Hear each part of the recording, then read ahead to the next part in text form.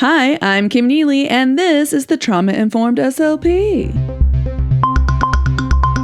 This is a podcast where we learn how to promote safety and empowerment to build resiliency in everyone we know, including ourselves.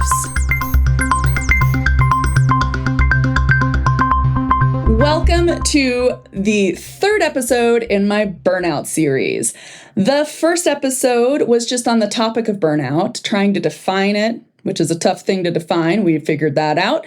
And we also went through certain aspects of the workplace domains that contribute to burnout or possibly prevent it if your workplace, takes care of you a little bit, right? And then we also talked a little bit about the concept of emotional labor and how that seems to relate to workplace burnout, especially in helping professions like healthcare, medicine, education, things like that. And honestly, it would totally count for customer service too. I am a late entry into this field. I did music for a while. I have a master's of voice. Tried to do some opera stuff. Didn't go very far. Not that impressive. However, thanks to that, I have a lot of experience in just customer service stuff in general, particularly food service. I did a lot of that. So, some of my own stories are sprinkled in with that. And so on episode 2, we went through what traumatic stress is, essentially what defines a trauma, which I use a neurophysiological definition, meaning there's actually been a physiological shift to a person if you're actually going to define it as a trauma, and it's very individually defined by how that person reacted to some past event that occurred. If you would like a little more detail on that definition, I do recommend you go ahead and look at the primary traumatic stress episode. The first 20 minutes or so, I think, is where you get into the definition there.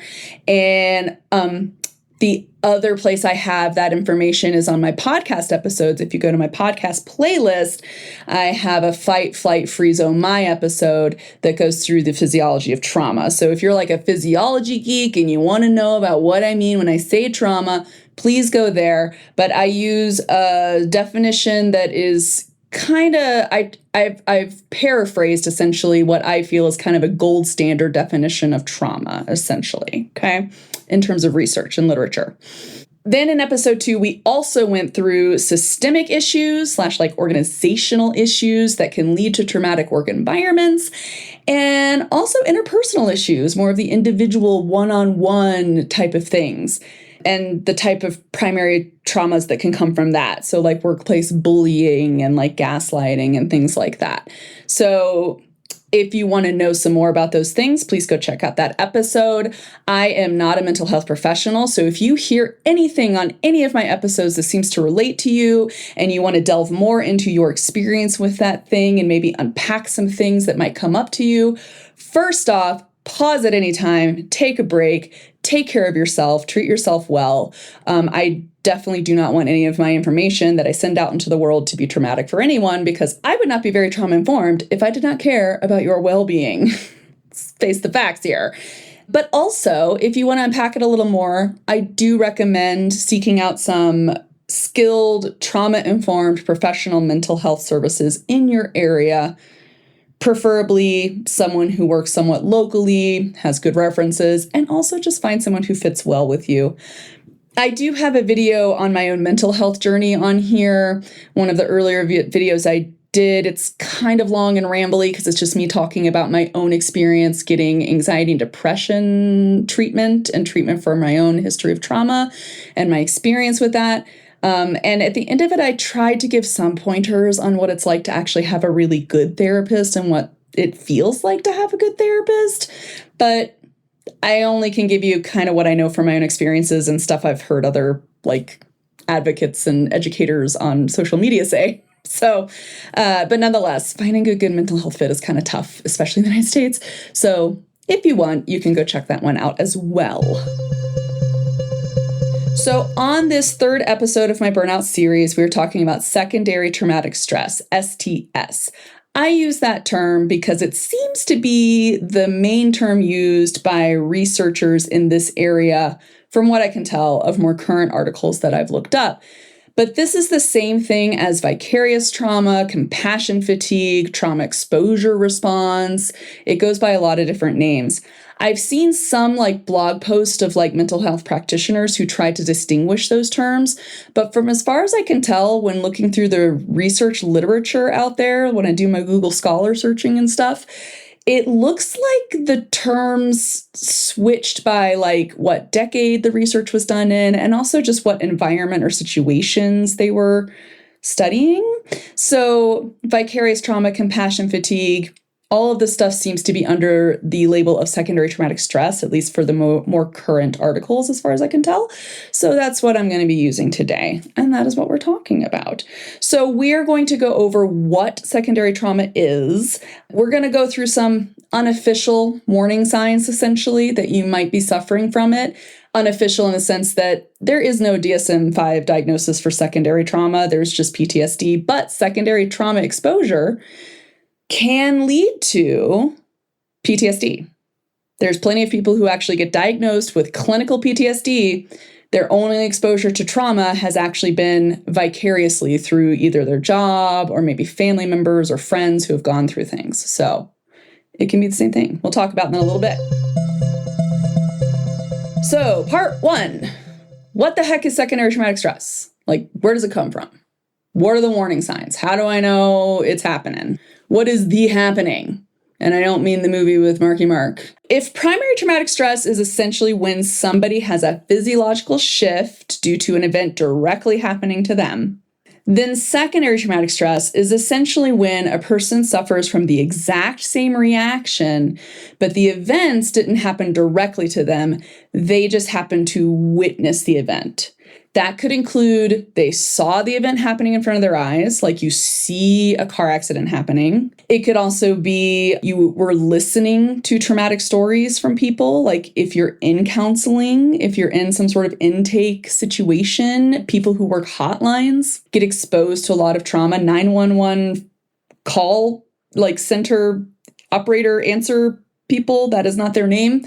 I can't think of their appropriate title right now, but yeah, the people who answer the phones at 911, like they get exposed to a lot of trauma. Obviously, first responders, the EMTs, emergency medical techs, and firefighters, police officers, all these people, they get exposed to a lot of trauma. But secondary traumatic stress is the thing that happens to a lot of people. And I honestly think it happens to a lot more people than we think, That's kind of one of my goals of this video, is to give you this sense of like, we really need a lot more education and training around this, because I think it happens to a lot more people than we think. And I have a slide on that. I'm going to get to that a little bit. Some of the they call this symptoms clusters from the article I got this from. I can't remember if this is the Cieslak et al. Article that I've been using the last couple episodes, or if this is from, I have a Bride et al. 2004 article also on my slide. But essentially, secondary traumatic stress, you have a reaction that resembles PTSD or just traumatic reaction, right? The symptoms are parallel to those observed in people directly exposed to trauma, and they call these symptom clusters. So one includes intrusive re-experiencing of the traumatic material. So maybe you're out with friends, hanging out, and then like the story that person tells you just happens to pop into your mind and makes you feel very upset again. That's like an intrusive re-experiencing. You didn't mean to be reliving that at that moment or remembering it at that moment, but it just kind of shows up in your mind because it's sort of like that stress is just sitting and just simmering, and sometimes it just bubbles up. Also, you might have avoidance of the things that trigger the trauma, or even emotions that are centered around it. So you might avoid feelings of like anger or frustration or heartbreak, pain, sadness. You might actually start to avoid those. Like you don't want to feel those because it reminds you too much of the trauma that you've either witnessed or heard about. And you also have this physiological shift, which is an increase in, they call it the physical arousal, which I know sounds like a kind of a dirty word, but not that kind of arousal. We are talking about essentially your body goes into fight, flight, or freeze response really rapidly. It's really sensitive. It can be triggered in an instant, and it takes a longer time for you to relax away from it. So essentially you're in this like chronic stress survival mode, hypervigilant kind of state a lot more often and for a lot longer. Okay, that's what they mean by that. As a slight review, that Cieslak et al. Study that I keep referencing, it is that big meta-analysis. They were really looking at what is burnout versus what is traumatic stress, basically secondary traumatic stress specifically. And they did find that essentially the only defining feature of burnout that all the research seems to agree upon is exhaustion, and that cynicism and inefficacy had a much stronger correlation to secondary traumatic stress in all the studies they looked at, because that's what a meta-analysis is. They take a ton of studies and they do a study on the studies, basically, to figure out what really is going here. It gives us more of that big picture. What is actually here? What is actually kind of the root? What is the big umbrella thing that's happening? And then they also found that the association between secondary traumatic stress and job burnout is really high. The two concepts overlapped as much as 48% amongst all the studies, which is a lot of overlap for concepts. It tells me that maybe we're confounding the two a lot. And then that Shoji et al. Article that I also mentioned in the last episode, they found that job burnout, they were looking at essentially the directionality, which comes first. Is it secondary traumatic stress and then burnout, or burnout and secondary traumatic stress? And what they found is typically burnout comes first, and you have an increased risk of developing secondary traumatic stress when you are burnt out. So if we think of it, if we put these two results together, we think of it as okay, if you're really, really exhausted, burnout, right? If you have this level of almost fatigue, medical fatigue almost level, not chronic fatigue, that's syndrome. That's a different medical diagnosis. But if you're just constantly chronically exhausted, then you have a much higher chance of developing secondary traumatic stress from where you work, from anything you're exposed to at work. So it kind of makes sense because as the authors, Shoji et al. Kind of hypothesized when they were summarizing their results, the more exhausted you are, the more your resiliency is likely to be worn down. So essentially, you don't have the energy to cope with all the stuff you're seeing, which makes sense as to why, psychologically, you can't process it, you can't cope with it, and then it's going to kind of ruminate and sit there and kind of shift your physiology, maybe. And then you might end up with the trauma response. Because if you're dealing with traumatic events, it really does take a lot of energy and time to sit and process, and you have to have strategies and techniques to help you process that in a healthy way. You know what I mean? And that stuff, where our society is not very good at giving us those healthy techniques, let me tell you. The greater United States society is not very good at that. So that's part of what I'm hoping. I'm hoping we can get better at it. It's part of what I'm hoping to do here, So I feel like this is really important for a lot of people in caregiving professions, speech language pathologists in particular. You guys, listen up. Teachers also, educators, oh my gosh, paraprofessionals, good Lord, you guys, paraeducators, all you guys need to listen up here. I think it's really important for us to focus on secondary traumatic stress because I think we are exposed to so much at our jobs.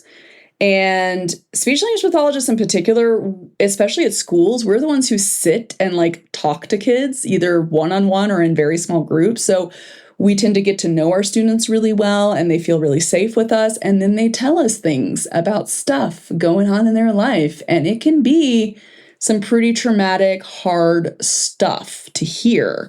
But we're not mental health professionals. So we don't really have the skills. We're not really trained in the skills of first how to handle those situations, which is sort of a separate video probably on that, but also how to deal with how it makes us feel, how to deal with the information we're taking in and the kind of feelings it brings up in us. You know what I mean? And honestly, this is my hypothesis. It's untested and I haven't found any literature on it to really agree or disagree with me. But listen, I think there's a reason why, especially in the United States, a lot of educators, we get time off in the summer. That doesn't happen across other countries, but in the United States, summer are the months that most public schools are out.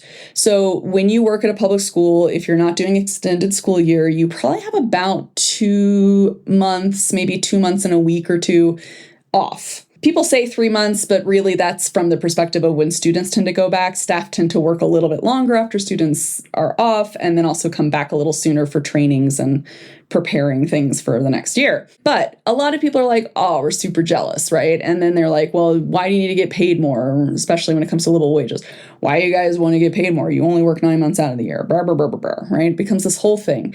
And I know a lot of educators like to defend ourselves as being like, well, like, we work really hard during the school year, we need that time off, blah, blah, blah, blah, blah. And I think that becomes a hard sell, right? It's a hard sell when you're talking to other professionals and say like, well, we work harder. So, you know what I mean? It feels sort of comparative and kind of invalidating to other people. But what I think is actually happening is the school year definitely, like, it comes with its own special brand of exhaustion, you know, for me, for sure. Like, you start getting really exhausted fairly early on in the school year. But at schools, you are exposed to so many like traumatic stories. Kids, we're mandated reporters, so we need to call Child Protective Services when we see red flags. We're trained on what those red flags are. So sometimes even without students saying anything, we can see what's going on and we kind of know that kid has some sort of maybe neglect happening or something somewhere, you know? And it's like, that's really tough to deal with. It's tough to deal with kids who bully other kids. Some bullying behaviors are really bad, y'all. Especially nowadays. Some of it can be really bad. So it's like you have to deal with that. You might witness that. It might be a student you know really well doing the bullying and you never would have thought they would have, right? Like, there's so many things going on in addition to the fact that you're not really paid a livable wage in most states in the nation because it's state dependent in the United States. I say that a lot as a caveat to my United States peeps. I say that a lot because I see some of my stats and there's some Australians and people in the UK tuning in. So I'm just going to do the caveat of United States education system. And also for anyone who's just not an educator. If you're an educator and you're like talking to like your spouse or your best friend or even maybe like your family and you're like, y'all need to see this explanation, this is also for them. So that's the thing, is that you end up having this burnout because you have so much to do. You have all these plans. You have all this paper, like, Lord, service providers. I'm a special education service provider, speech language pathologist. We provided special education services in the schools. And there's so much paperwork with it. Whew. Report writing, assessments, taking data, writing notes, like, it's constant, right? And it's tiring. It's exhausting. Like, just the week itself is more than 40 hours, really, usually, if you're actually doing your job. Like, we call it working at the top of your license. Like, you're doing the best you possibly can do. You're probably going to be doing more than 40 hours a week, or maybe not every week, but you'll definitely do it some weeks, you know? So you get really exhausted. You get really tired. You're exposed to all this stuff that happens. And I think that's why when you hit summer, this is my experience, whenever summer hit, it would be like a month of me feeling like all I have the energy to do is sit here and binge watch TV shows that I didn't have the energy to watch during the school year. Do I have plans of doing other things? Yes. Do I have a list of projects I would like to get to around the house, or maybe some hobbies, some crafting things I want to finish? Yes. Do I actually get to those things? Maybe one or two of them, because when I actually feel rested and rejuvenated and ready to actually do some of that stuff that I actually really enjoy doing, it's like 2 weeks before I go back to trainings and the school year starts again. So it really effectively feels like you have no time off. And I think that exhaustion level, the fact that you're so exhausted that it takes you like a month plus to recover, I think it might be a sign that it's not just exhaustion in a lot of us. I think it might be a sign that we're dealing with a lot more emotional upheaval and a lot more of like potentially a physiological shift toward being really chronically stressed out and really hypervigilant, really like survival mode, fight, flight, freeze a lot. Way more than we would say. And then when you add on lack of livable wages on top of that, well, then that's going to add a whole nother bucket of stress in the real world, right? Like, money doesn't buy happiness, but it does buy a significant reduction of stress and worry, which, let me tell you, that is very indirectly related to a better quality of life, which indirectly relates to experiencing more happiness. So let's not pretend that money doesn't matter when it comes to our emotional states, okay, and our quality of life, because it does. And if you're barely making a livable wage, if you feel like you're scraping by, living paycheck to paycheck, you add that stress on top of dealing with like all the student stress and all the stuff going on top of constant scarcity in the system. And like, it's a recipe for people dealing with a lot more than a single person should ever be expected to cope with at their work, quite frankly. And then you have like, this was how it was before COVID shutdown. And then after COVID shutdown, it's even worse because everybody went through COVID shutdown. And that made everybody a whole special level of stressed, you know? That's my 2 cents. That's my hypothesis on like, educators feel like we need that summer break because it's probably more than burnout. It's probably more than just being tired and overworked. I think we're dealing with a lot more than that. And the system needs some serious time, attention, and money spent on helping to heal from all of that for everybody in it. I think that's why we have so much attrition essentially right now. The United States is having a really big issue with attrition, people leaving education, teachers leaving their jobs, speech language pathologists are leaving schools. Like, people don't want to work in the system anymore. And I would argue that some level of traumatic stress is probably why, and secondary traumatic stress definitely might be a lot of it actually. But that's just my hypothesis. Do what you will with that. And if you're a scientist, feel free to study this question. That would be great. Let me know what you find out. The other thing I want to address is with just people in general across the world today, being in a globally connected internet, social media world, 24/7 news cycle world we're in right now. I think secondary traumatic stress is also something to think about because I know for myself, there's only so much horrible traumatic news I can take before I can't hear anymore. I start getting too triggered, honestly. I start feeling too, like, I'm going to use that. I know that word is like, people don't like it, but essentially I'm reliving a lot of traumas. I feel like I'm vicariously, like I have images pop into my head where I can, like, I'm trying to see it. I visualize it. It becomes intrusive in my brain, especially like with the stuff happening in Gaza. Like, that stuff is just, and like really so many places around the world as well. But so it's like, there's just so much out there and the news cycle's ever present. And if you don't keep up with it, you still know somebody who does, right? Like, somebody will still bring these things up, or it'll be when you're doom scrolling, trying to find cute animals, you might see headlines from something that is like completely not what you were hoping for at that moment in time, but now you have to deal with it. You saw this like information of the losses and things like that. And I just can only imagine how much this information bombardment is impacting our ability to process through this kind of trauma, because like, it's pretty new in the history of human evolution. It's pretty new that we know about all these traumas happening across the world, for example, or even within our own state, you know, anything outside of our town, essentially. It's pretty new that we have access to this much information. And I think I have another hypothesis, essentially, that I think that it's really impacting the way people, whether or not they can process emotions, essentially, gets impacted by all of this.